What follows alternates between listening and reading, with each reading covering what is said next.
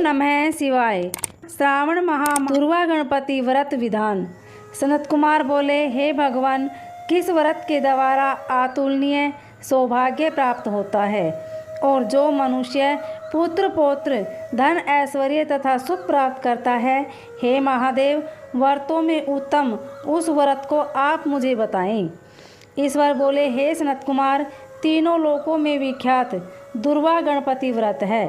सर्वप्रथम भगवती पार्वती ने श्रद्धा के साथ इस व्रत को किया था। हे मुनिस्तम, इसी प्रकार पूर्व में सरस्वती, महेंद्र, विष्णु, कुबेर, अन्य देवता, मुनिजन, गंधर्व, किन्नर, इन सभी ने भी इस व्रत को किया था। श्रावण मास में शुक्ल पक्ष में जो शुद्ध तथा महापुण्यदायिनी चतुर्थी तिथि हो, उसी दिन सभी पाप समूहों का नाश करने वाले इस व्रत को करना चाहिए।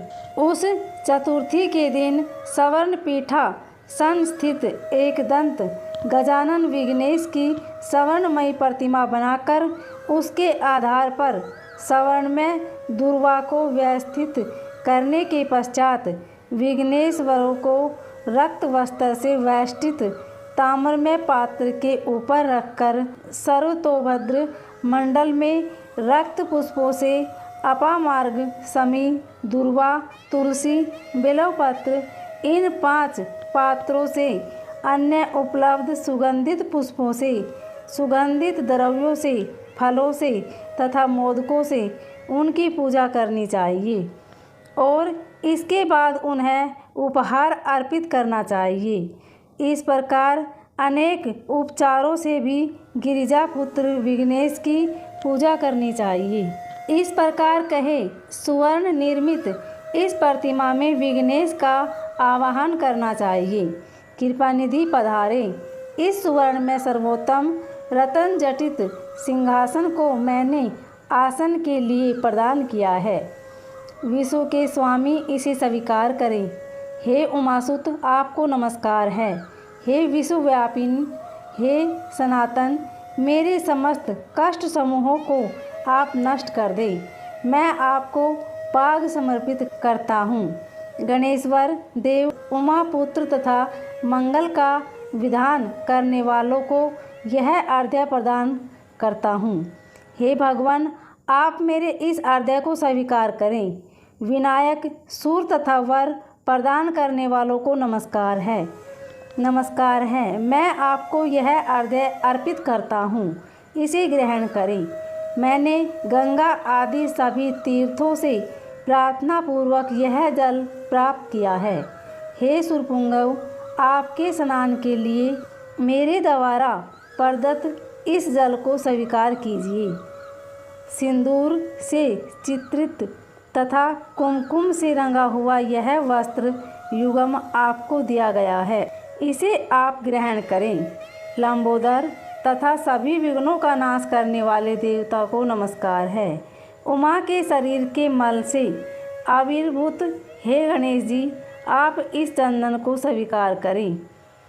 हे सुरश्रेष्ठ, मैंने भक्ति के साथ आपको रक्त चंदन से मिश्रित अक्षत अर्पण किया है। हे सुरस्तंभ, आप इसे स्वीकार करें।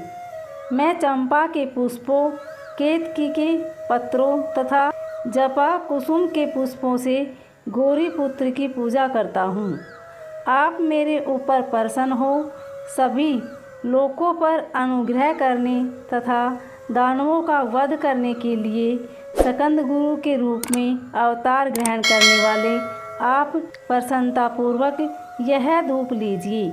परम ज्योति प्रकाशित करने वाले तथा सभी सिद्धियों को देने वाले महादेव पुत्र को मैं दीप अर्पण करता हूँ। आपको नमस्कार है। तत्पश्चात गणानावाम तवाम इस मंत्र से मोदक 4 प्रकार के अन्न, भक्ष्य, भोज्य, लोहा, चेष्य, पायस तथा लड्डू आदि का नैवेद्य अर्पण करें। मैं आपकी मुख शुद्धियों के लिए आदरपूर्वक कपूर, इलायची तथा नागवली के दल से युक्त तांबुल आपको प्रदान करता हूँ।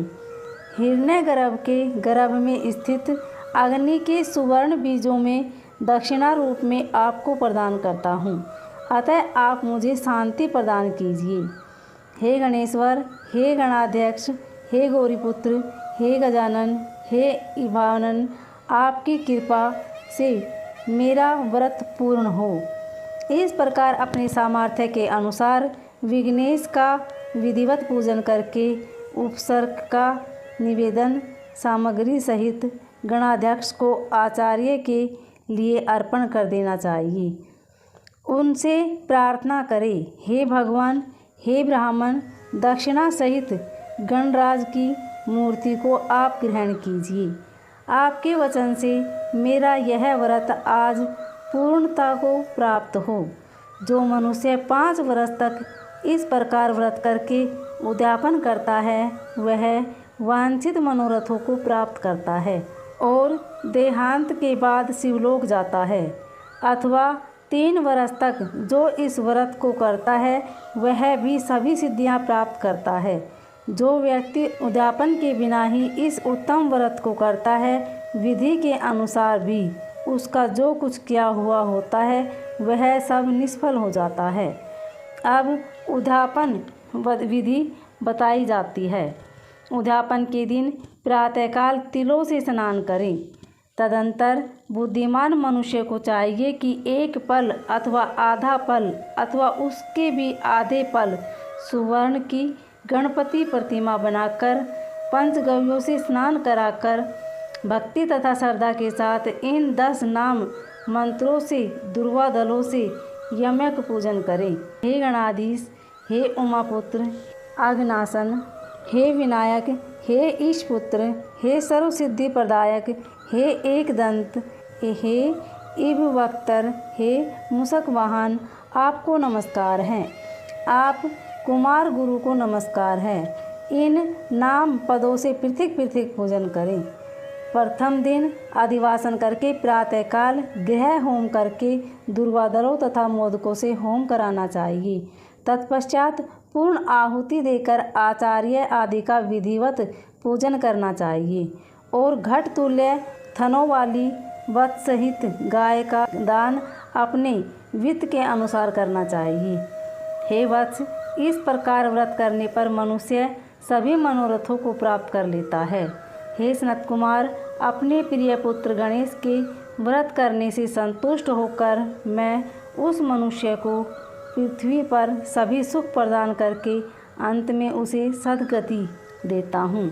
जैसे दुर्वा अपनी शाखा पर शाखाओं के द्वारा वृद्धि को प्राप्त होती है, उसी प्रकार उस मनुष्य की पुत्र पौत्र आदि संतति निरंतर बढ़ती रहती है।